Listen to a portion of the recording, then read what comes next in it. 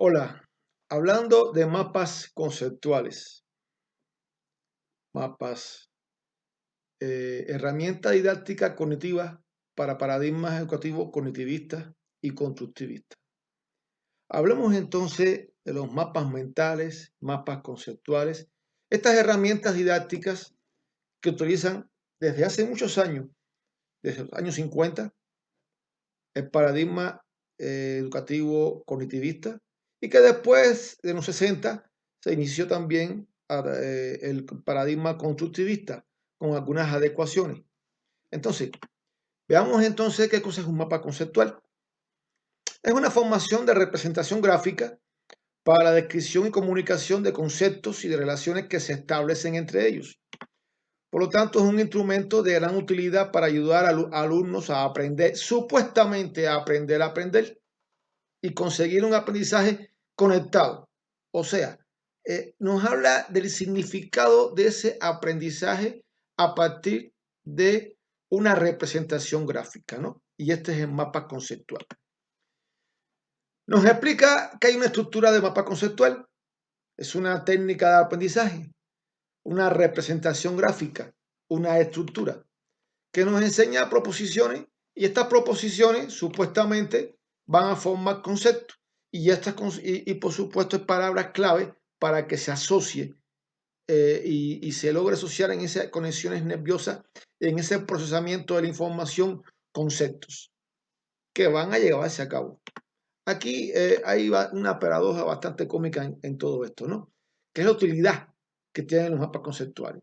Dicen que es para redactar ideas previas y los errores de concepto a empezar una unidad o bloque temático. Quiere decir que me sirve para planificar lo que voy a hacer a partir de los aprendizajes previos, las ideas previas que tengo yo. Organizo la presentación de los contenidos a iniciar una unidad o bloque temático. Sí, puedo presentarlo también. Puedo hacer una presentación cuando voy a iniciar una unidad, cuando voy a iniciar un bloque temático, cuando voy a iniciar una asignatura, puedo hacer una presentación de los contenidos. Durante el proceso de aprendizaje, para añadir nueva información al producto que se está trabajando. Vean, producto que se está trabajando. O sea, vamos a añadir otra información a ese producto y utilizo entonces esos mapas conceptuales. Se generan ideas. Sí, efectivamente, a partir de que tú veas en un gráfico palabras, van a generar ideas y búsqueda para elaborar un resumen de lo aprendido y mejorar comprensión. Esto me gusta. Yo y muchos como yo lo utilizamos para resumir lo aprendido, para servirme de guía. Precisamente yo utilizo mapas conceptuales, mapas mentales. Lo utilizo muchísimo, por supuesto, en esto que estoy haciendo con ustedes. En videoconferencias, en conferencias, en dar una clase, etcétera, etcétera, etcétera. Ahora, lo utilizan los alumnos míos, me sirven para mis alumnos, se apropian del conocimiento mis alumnos mediante un mapa mental, un mapa conceptual. Vamos a ver todo esto. Como actividad de síntesis para estructurar el conocimiento. Sí, efectivamente. Es muy bueno hacer una síntesis de ese conocimiento y bueno, a partir de ahí lo expongo en un mapa mental. Es un resumen. Ahí sí estamos de acuerdo. Y creo que sí es bueno utilizarlo para esto, para resumir el conocimiento, como síntesis del conocimiento, para dar información, para planificar, para hacer planeaciones, en este caso de lo que vas a dar, etcétera, etcétera, etcétera. Para evaluar objetivamente la comprensión o diagnosticar incomprensión. Ahí sí estoy de acuerdo. ¿Por qué? Porque la palabra objetivamente significa realidad, verdad. Y es un mapa mental o un mapa conceptual. ¿Me sirve para evaluar? ¿Me sirve para diagnosticar si hay comprensión o incomprensión de mis alumnos? Vamos a ver esto más adelante. Y lo vamos a ver en forma de experimento. Para continuar a aprender un mapa mental hay que seleccionar. Después de leer comprensivamente un texto, un tema, un libro, usted va a seleccionar los conceptos, las palabras clave, palabras enlace, todo esto lo va a trabajar y hacer una lista que se llama lluvia de ideas, lista de palabras, de ideas, etcétera, etcétera. Nunca se puede repetir conceptos más de una vez en una misma representación. Quiere decir que esa palabra que está en la lluvia de ideas no se puede repetir. indiscutiblemente que en el mapa menos lo voy a repetir. Puede ser útil escribirlo en cartulina, trozo de papel para jugar con ellos. Sí, se puede utilizar todo esto. Por ejemplo, riego todo esto para hacer una asociación y así hago un mapa mental, ¿no? Un mapa conceptual también. A partir de mapa mental puede ser el conceptual, ¿no? Agrupar. Aquí agrupamos conceptos. Por ejemplo, cuando hablamos de vegetales, ¿no? Pues yo veo algas, hierba, todos son seres vivos. A la derecha entonces animales, veo el pez, la vaca, el oso. Y vean qué interesante, ¿no? Vegetal, árbol, alga, hierba. Pez, vaca y oso representan a los animales.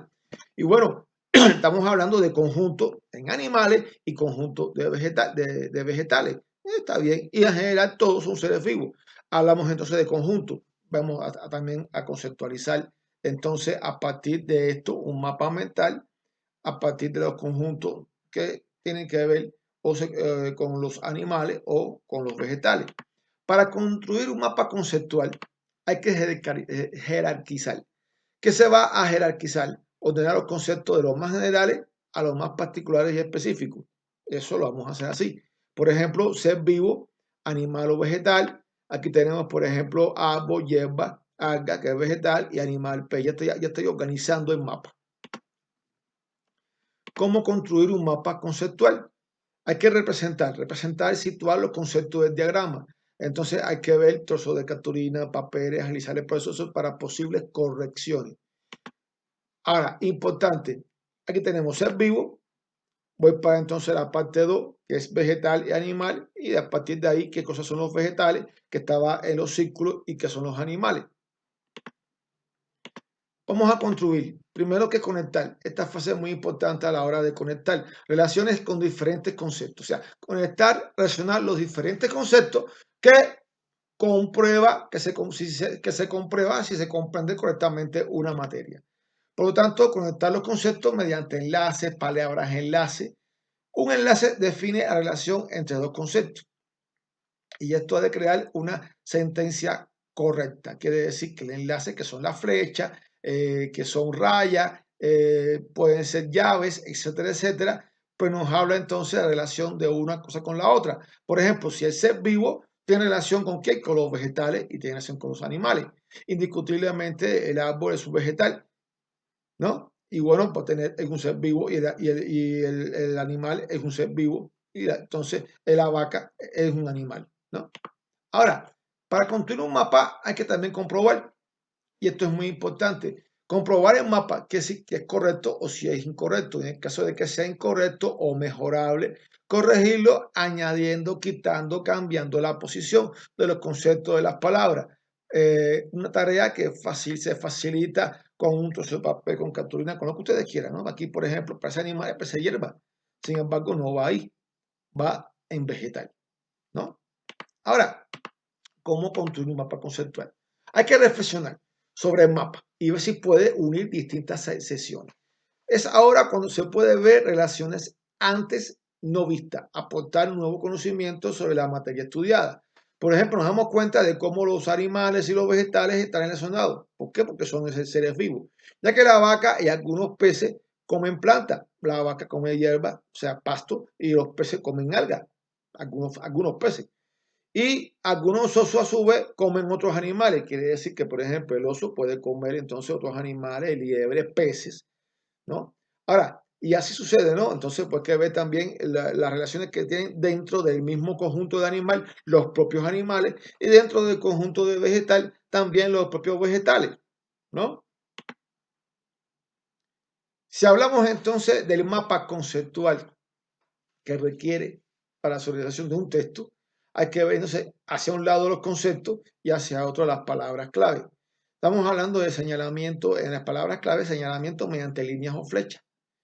Y concepto, elipse o recuadro. Estamos hablando entonces que los recuadros, los círculos, los cuadrados, los rombos, etcétera, etcétera, nos van a servir a nosotros para los conceptos. Y las flechas, las líneas, etcétera, etcétera, es lo que vamos a enlazar, son los enlaces, ¿no? Los connecting, las conexiones.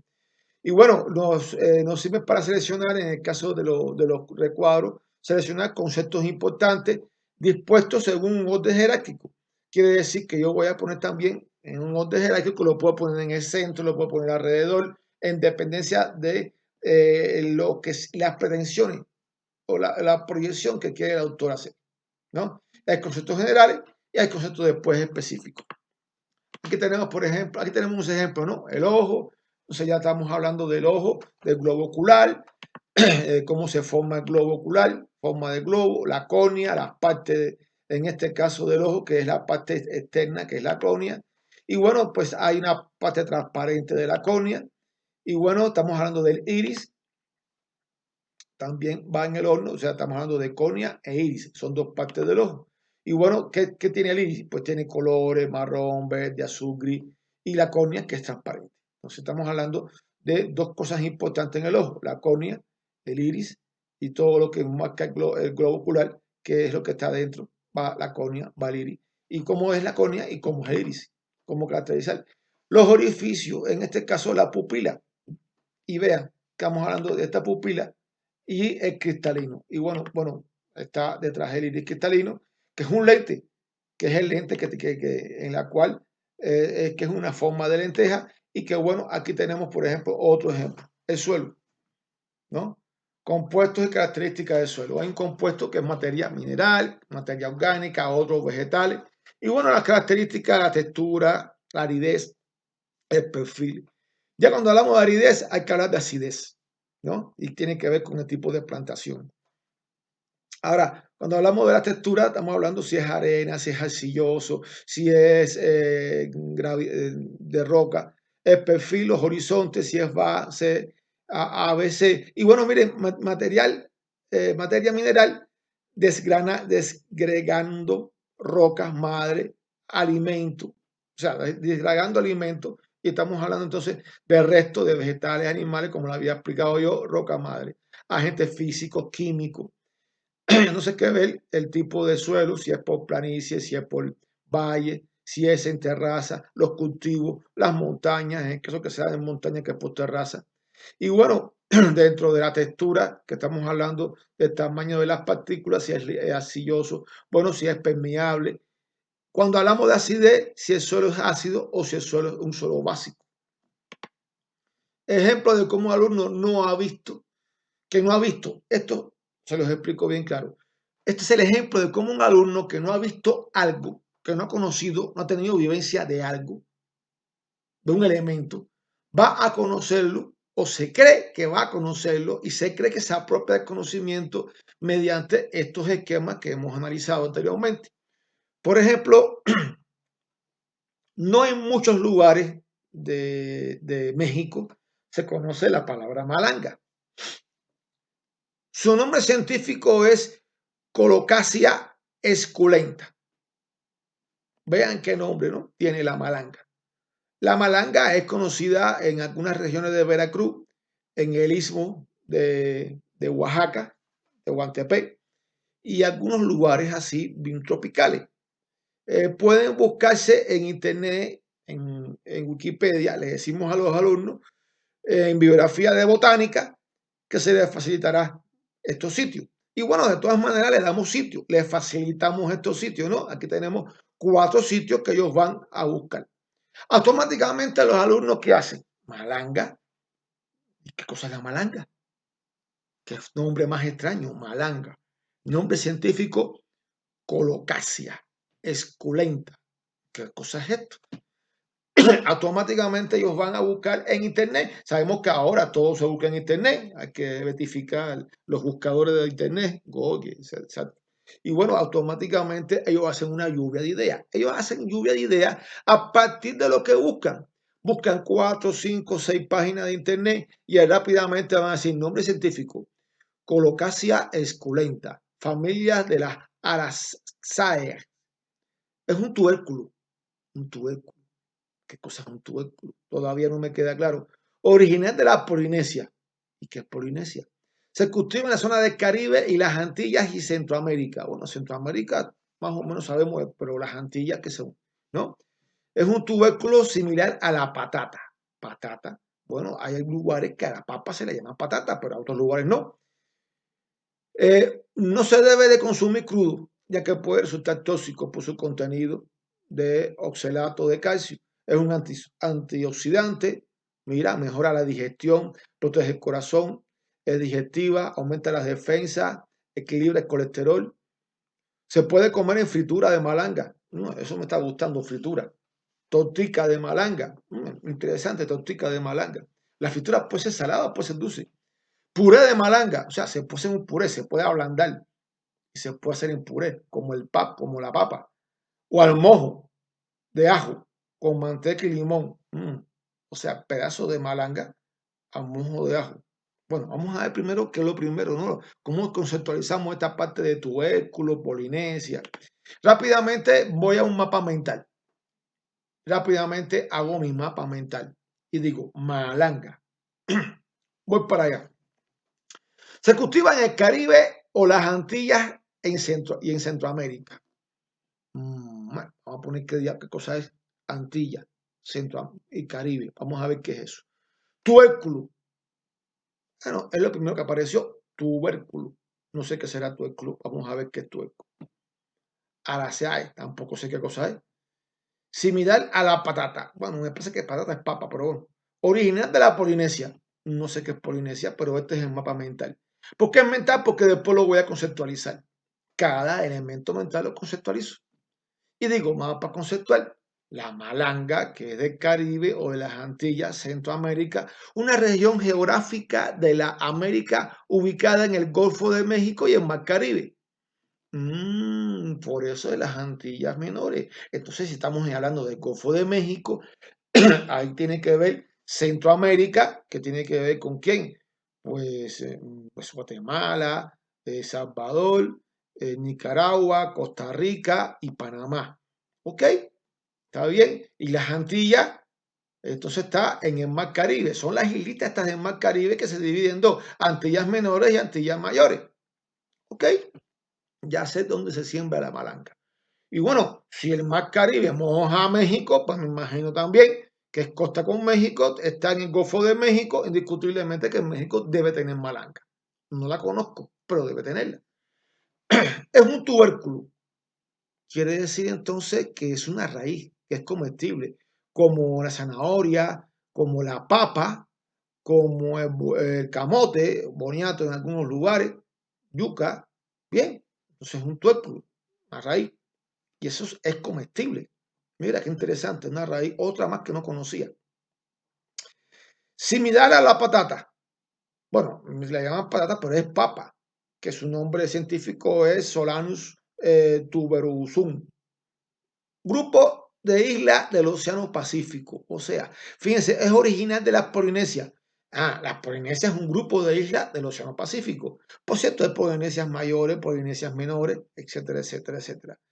Bien, ya entonces puedo decodifiqué el mapa mental, lo hice conceptual y ya tengo una idea de qué es un tubérculo, una raíz que se puede comer, que es comestible, que se siembra en países tropicales, que es originaria de allá de Polinesia, pero que se siembra y se produce más hoy en las Antillas y América Central, esta región del Golfo de México. Y que pues de la parte de la aracea es una planta monocotiloideo herbácea, quiere decir que es herbácea. Cuando hablo de herbácea es que no tiene un tronco, no se agarra así, simplemente es herbácea. Qué interesante. Entonces, ya tengo conocimiento, ya sé, ya me apropié del conocimiento, ya conozco la malanga, que es parecido a la papa. Pienso yo que es la malanga. Me acordaré dentro de 5 años que es la malanga. Puedo entonces decir que conozco la malanga, pero la malanga en México. Voy a hacer ahora una actividad didáctica con tubérculo, pondré de ejemplo la malanga. Mejor no pongo la jícama, mejor no pongo de ejemplo, no sé, pienso yo el camote o la papa, pero la malanga. Si es que casi en México no hay malanga, donde más malanga hay, puede ser que sea en Veracruz, que la costa, o allá por la región del Istmo de Tehuantepec. pero que yo sepa, no hay mucha malanga en México. Bueno, simplemente tiene una base filosófica idealista. Para empezar, yo en México no pondría el ejemplo de la malanga. Yo pongo ejemplos de tubérculos que se siembran y que existen en todos los estados de México. A no ser en ese estado de Veracruz, donde existe la malanga y la gente en esa escuela que está en esa región vive de la malanga. Ahí sí lo pongo de ejemplo. Pero no lo voy a poner de ejemplo en Puebla, ni lo voy a poner de ejemplo en Ciudad de México o en el Estado de México, porque ahí no se siembra malanga. Es más, ahí no se da la malanga, porque tiene que tener condiciones tropicales. Y cuando hablamos de Puebla, que estamos a casi 3.000 metros sobre el nivel del mar, pues está difícil sembrar una malanga con, con climas bastante extraños, ¿no? Agresivo, frío, etcétera, etcétera. Bueno, no se me ocurre entonces hacer un mapa mental, ni poner de ejemplo una malanga. Pero aparte, si lo pusiera, tendría que traer la malanga de Veracruz, mandarla a buscar, para que cada uno la viera, la cortara, y pudiera entonces hacer fritura de malanga, tótica de malanga, puré de malanga, malanga al ajo, y ya tengo hasta hambre con la malanga. En la realidad, esto es una base filosófica idealista, porque el idealismo plantea que no es necesario verificar la teoría en la práctica, que lo más importante es la idea y no los hechos o la materia. Y eso hace que simplemente sea realidad esa malanga, una realidad muy subjetiva, una verdad muy relativa. Si entonces pongo la figura y tenemos la mata de la malanga, le pongo un video de la malanga, de la cosecha de la malanga, es más, cocino la malanga por videoconferencia y la hago acá, como a la extrema izquierda, con un mojo de ajo, etcétera, etcétera. La puedo hacer frita, como está en el centro, abajo, o la puedo hacer también en fritura, como está también a la extrema derecha. Y pregunto, ya con todos estos elementos, fotos, mapas mentales, conceptuales, video, ¿sabe qué es la malanga? Además, a lo mejor paso por un campo y veo las matas y veo entonces los arbustos de la malanga y digo, ah, mira, es una malanga. Pero ¿sabré qué es la malanga? Hasta que no me la coma, hasta que no la cocine, hasta que no compruebe la teoría en la práctica, no sabré qué es la malanga. Les dejo de tarea otro alimento, a ver si pueden saber qué es el caimito. ¿Creen que aprenderemos de esta manera? ¿Nos apropiaremos el conocimiento de esta manera? Es una forma de apropiar entonces el conocimiento. Por eso mapas conceptuales, mapas mentales han fracasado como estrategia didáctica. Los utiliza, pero no para apropiarse del conocimiento. Se utiliza como resumen del conocimiento. Se utiliza como para poder explicar yo al profesor, a un auditorio, ciertos conceptos, ciertas cosas. Me sirve de guía. Pero tengo que, por ejemplo, cuando yo estoy profundizando en la región geográfica y yo estoy explicando el Caribe y las Antillas y digo entonces las Antillas se dividen en dos, Antillas menores y nombro algunas islas, me queda claro que es el Caribe, que está dentro del Golfo de México, ya entrando en el Océano Atlántico. Cuando hablo de grupo de islas del Océano Pacífico, hablo Océano Pacífico y hablo de Polinesia, el profesor habla entonces y explica, o los mismos alumnos explican qué es Polinesia, y me queda mucho más claro cuando digo Polinesia menores, Polinesias mayores, etcétera, etcétera. Ahora, me sirve para eso como profesor, pero no me va a servir para realmente apropiarme del concepto de malanga. ¿Por qué?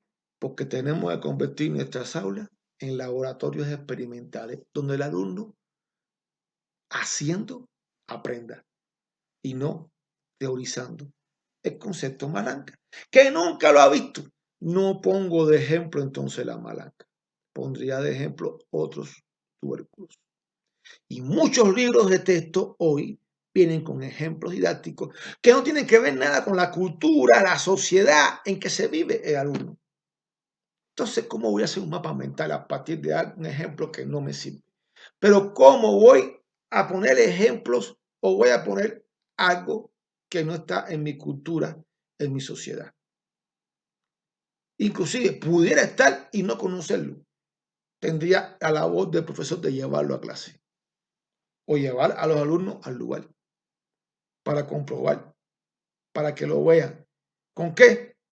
Para que contemplan, con la contemplación viva de la materia, para un pensamiento abstracto y para después accionar con esa materia viva. Ese es el ejemplo.